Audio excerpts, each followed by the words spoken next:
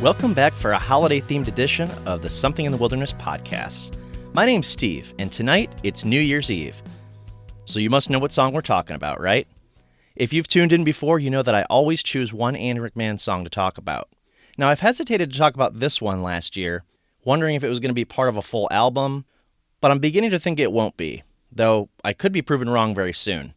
I'm getting more and more confident, though, that songs like this and another 2020 release that we'll talk about another day were both standalone singles.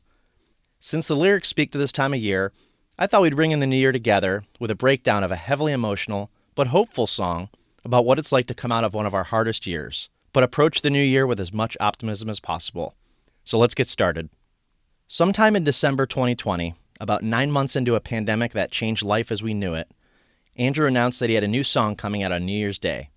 Although my family doesn't typically go out for New Year's in any given year, we've treated it as a holiday we spend with our kids. In that year, it was just the four of us all night. COVID cases were on the rise. People, including ourselves, were very hesitant to have indoor gatherings. So our family of four decided to stay up until midnight together and celebrate with some pizza, the new Pixar movie that year, and some drinks of choice. Our kids usually do make it till midnight, despite their age, but being that our night was entirely low-key and quiet, it just felt a little different, a bit special, for just the four of us having a quiet New Year's Eve together. And this night was made even more special, as I had been anticipating the new Andrew McMahon song that we hadn't heard a note of yet. But by the time the clock struck midnight, I had somehow forgotten about it. That is, until my wife opened up Spotify right at midnight and asked all of us to listen. She played New Year's song by Andrew McMahon in the Wilderness on her phone, as we all sat quietly and listened to every note and every word. Without any distractions, by the light of our Christmas tree, Andrew brought us into 2021 with a message of reflection and of hope for the future. The band is Andrew McMahon in the Wilderness, and this song was released as a standalone single on January 1st, 2021. Although it was released as a single on streaming services, as far as I know, it's never been released as part of an album or a compilation. It doesn't have a music video or a lyric video, and it never charted. The song was produced by Susie Shin, who's been a producer on Weezer's most recent project, a collection of 4 EPs they released this year, one for each season. Their winter edition just came out this past month, in fact. Susie also produced Weezer's 2 previous full albums, as well as she's engineered on many tracks for artists such as Fall Out Boy, Jukebox the Ghost, and even Panic at the Disco. New Year's Song was recorded at 4th Street Studios only weeks before its release. The timing had to be pretty important on this one, as the title and the song's lyrics were tied directly to the time of year that was not far off from the making of this track. In my opinion, this song really couldn't have been released at any other time of year, so if they hadn't finished it in time for New Year's 2021, I suppose they would have had to wait a full year until the holiday season leading into 2022 to release it. It certainly doesn't sound like a rush job, though, but I imagine they had a very specific timeline to roll this song out in. I'm not sure who else played on the track, but there's really not much instrumentation outside of piano and keyboards, which for now I'll attribute to Andrew because that's all I know. This song has had a live debut in front of a live audience on November 9th, 2021, 11 months after it was released. I was fortunate to be there for this one, as it was on the Rock Boat, and this was definitely the most unique Andrew McMahon performance I've ever seen and probably will ever see. It was actually billed as Andrew and John, which led to some confusion without the last names leading up to the concert. I remember getting the performance schedule ahead on the Rock Boat and thinking, well, this could be Andrew McMahon and some guy named John, but it also could be a different artist named Andrew. But once the vacation started, I was reminded that the lead singer of Switchfoot, who were the other headliners on the boat, was named John Foreman. But I didn't think Andrew and John actually knew each other. So even that morning, I was a little skeptical, asking around, trying to figure out if I should get to the Stardust Theater on the cruise ship by 3 p.m. that afternoon, for what could be one of 4 Andrew McMahon performances on the boat. I remember being really nervous, and it was definitely a hot topic among Andrew fans on the boat. Fortunately, the Andrew fan group came through as usual, and one of our new friends, Tracy, sent me a message that yes, in fact, Andrew McMahon and John Foreman would be playing an acoustic set together. What also felt really special was that, based on how many people showed up to the theater and how close we were able to get to the stage, it was clearly not widely known what was happening here. There were a lot of Andrew McMahon fans present that we had met on the boat, and I'm sure there were Switchfoot fans too. But what's also really special about the performance was that I happened to talk to Andrew at the meet and greet that very morning, and one of the few things I had a chance to tell him was how special New Year's Song was to my wife and I, and that we're really hoping to hear it on the boat. and he said he would try to make it happen. Now, I'm not saying that I had anything to do with him playing it, but I just think it was a neat coincidence. The great news for all of you listening is that you can listen to and see parts of this performance in full studio sound and high-def video. I'll link that video in the show notes that was used as the recap video for Rockboat 2021. Sixth Man actually used it as a promotional video to recap the entire boat experience using that song. It was pretty special. I just think that song captured the moment so perfectly, and I'd highly recommend you watch it. I know it was such a special moment for my wife and I know it was a special moment for Andrew too, because he said as much after he performed it. So aside from this live performance, Andrew's also performed this song on 2 of his Camp Wilderness live streams, and most recently he played it on Christmas Eve on Instagram for his fans. He's mentioned the significance of this song based upon what the world went through in 2020, and how it helped him reflect and move on from what was a very trying year for all of us, to say the least. But I think most of us fans agree that this song has been an annual anthem each year since, and probably will continue to be.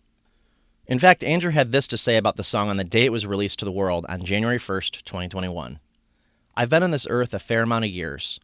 Most of them I'd count myself lucky, while a handful have been quite challenging. If I've learned anything, they sneak up on you, the hard years. And this one was no exception. I won't bore you with my story, since so many of our stories overlap these days.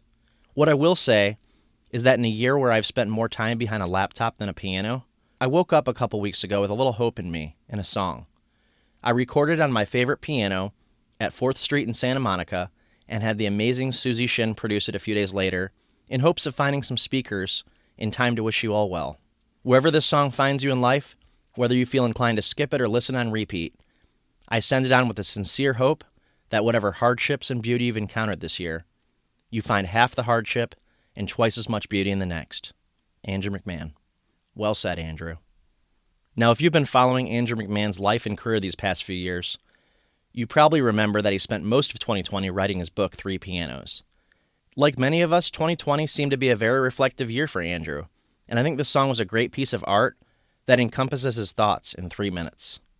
So let's talk the sound of the song for a moment here. I do love the way the song begins, a very crisp and clear piano. You get a little bit of background synthesizers here and there to build atmosphere, but the first verse is mostly just the piano and vocals. And then, like a lot of songs in the Wilderness era, we get more instruments as the song goes on. And then, not surprisingly, we get some percussion in the second verse, which definitely intensifies during the second chorus. The bridge gives us some backing vocals, and more importantly, we get a lot of strings here. But after this piece, we come back to the clearest piano and vocals of the entire song after the bridge. And I love that piece.